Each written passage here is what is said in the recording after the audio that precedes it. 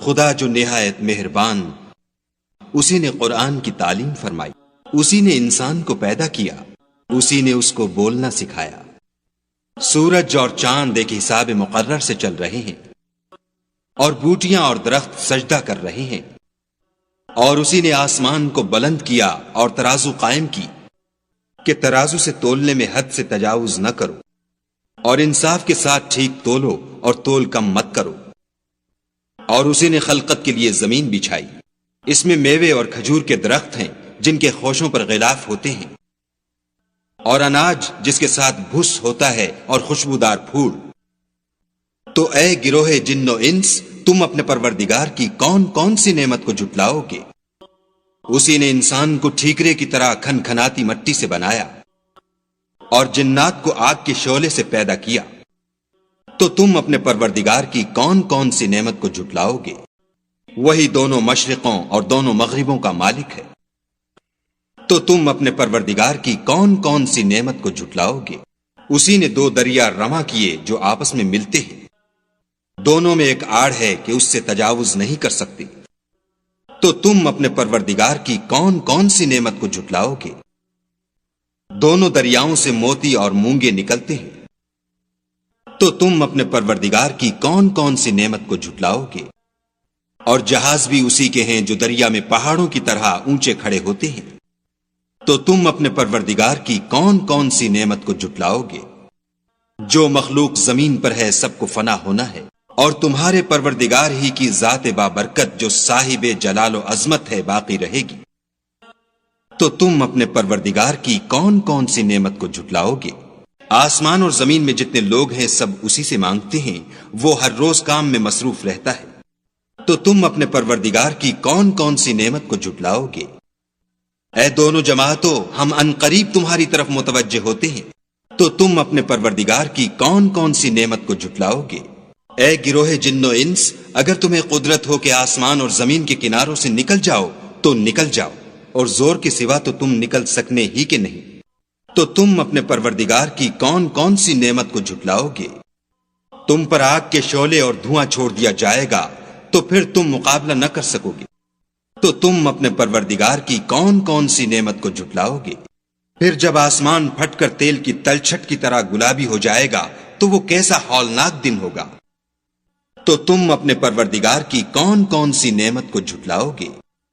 اس روز نہ تو کسی انسان سے اس کے گناہوں کے بارے میں پرسش کی جائے گی اور نہ کسی جن سے۔ تو تم اپنے پروردگار کی کون کون سی نعمت کو جھٹلاؤ گے؟ گنہگار اپنے چہرے ہی سے پہچان لیے جائیں گے تو پیشانی کے بالوں اور پاؤں سے پکڑ لیے جائیں گے۔ تو تم اپنے پروردگار کی کون کون سی نعمت کو جھٹلاؤ گے؟ یہی وہ جہنم ہے جسے گنہگار لوگ جھٹلاتے تھے، وہ دوزخ اور کھولتے ہوئے گرم پانی کے درمیان گھومتے پھریں گے۔ تو تم اپنے پروردگار کی کون کون سی نعمت کو جھٹلاؤ گے؟ اور جو شخص اپنے پروردگار کے سامنے کھڑے ہونے سے ڈرا اس کے لیے دو باغ ہیں۔ تو تم اپنے پروردگار کی کون کون سی نعمت کو جھٹلاؤ گے؟ ان دونوں میں بہت سی شاخیں یعنی قسم قسم کے میووں کے درخت ہیں۔ تو تم اپنے پروردگار کی کون کون سی نعمت کو جھٹلاؤ گے؟ ان میں دو چشمے بہ رہے ہیں۔ تو تم اپنے پروردگار کی کون کون سی نعمت کو جھٹلاؤ گے؟ ان میں سب میوے دو دو قسم کے ہیں۔ تو تم اپنے پروردگار کی کون کون سی نعمت کو جھٹلاؤ گے؟ اہل جنت ایسے بچھونوں پر جن کے استر اطلس کے ہیں تکیہ لگائے ہوئے ہوں گے، اور دونوں باغوں کے میوے قریب جھک رہے ہیں۔ تو تم اپنے پروردگار کی کون کون سی نعمت کو جھٹلاؤ گے؟ ان میں نیچی نگاہ والی عورتیں ہیں جن کو اہل جنت سے پہلے نہ کسی انسان نے ہاتھ لگایا اور نہ کسی جن نے۔ تو تم اپنے پروردگار کی کون کون سی نعمت کو جھٹلاؤ گے؟ گویا وہ یاقوت اور مرجان ہیں۔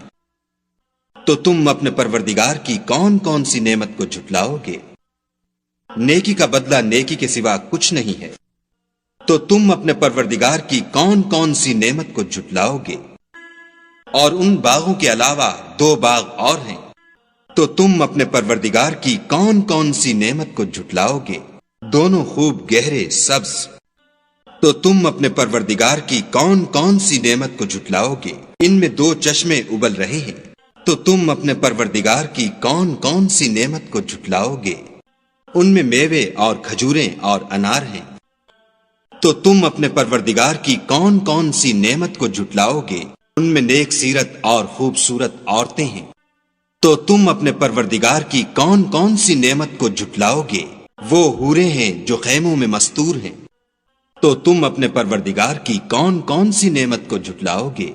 ان کو اہل جنت سے پہلے نہ کسی انسان نے ہاتھ لگایا اور نہ کسی جن نے۔ تو تم اپنے پروردگار کی کون کون سی نعمت کو جھٹلاؤ گے؟ سبز قالینوں اور نفیس مسندوں پر تکیہ لگائے بیٹھے ہوں گے۔ تو تم اپنے پروردگار کی کون کون سی نعمت کو جھٹلاؤ گے؟